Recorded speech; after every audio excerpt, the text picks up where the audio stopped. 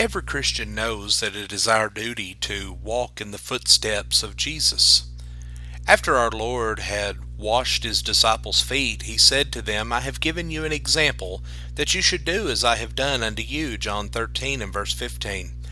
The Apostle Peter wrote of Christ's sufferings on our behalf or in our stead, and then he added, he has left us an example that we should follow in his steps. 1 Peter 2 and verse 21. Both of these passages show in some way that Christ is an example for those who claim to love him and to be his disciples. But in what respect is Christ our example? Now, he is not and cannot be our examples in every area of Christian responsibility. And let me explain my reason for saying that. As you know, if you've read the Bible very carefully, Jesus lived under the law of Moses. Jesus was not a Christian and did not live one day under the new covenant. There is absolutely no doubt that Christ kept the Sabbath, joined in the offering of animal sacrifices in the temple, burned incense and worship unto God, and observed all the regulations of the Old Testament.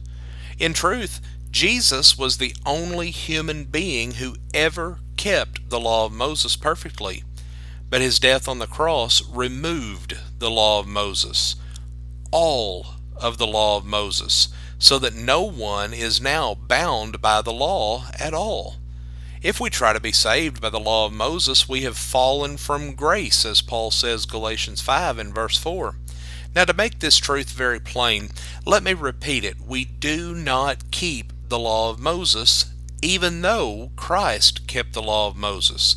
Christ, therefore, is not our example in reference to the observance of the law of Moses.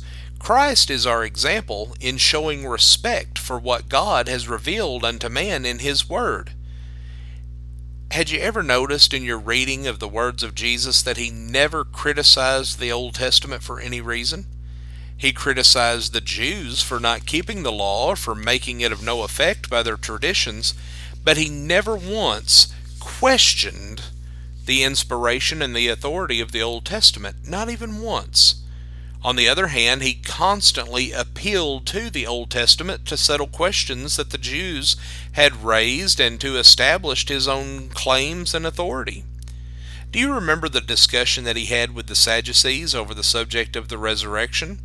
Jesus told the Sadducees who denied the resurrection, "Ye do err, not knowing the Scriptures nor the power of God, for in the resurrection they neither marry nor are given in marriage, but are the angels of God in heaven.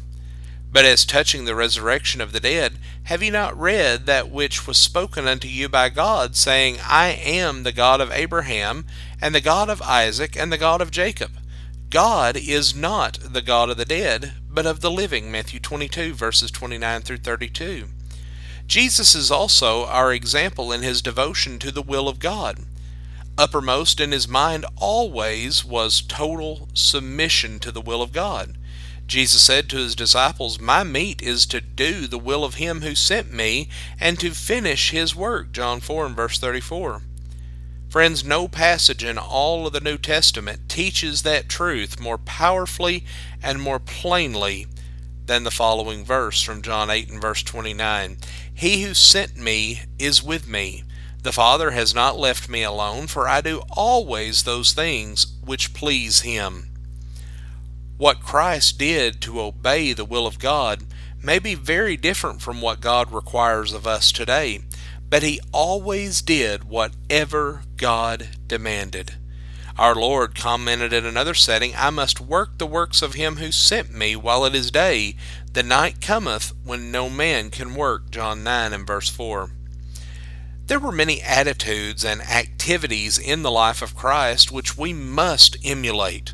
Things such as humility and courage and kindness and gentleness and compassion. We must strive each and every day to live as nearly like Christ as humanly possible. We cannot be sinless as he was, but we can certainly walk in his steps so we can have his divine approval. May God help Christians to always exemplify the attitudes and the behavior that they learn from the example of Jesus Christ. Friends, we thank you for joining us for our program today, and have a blessed day.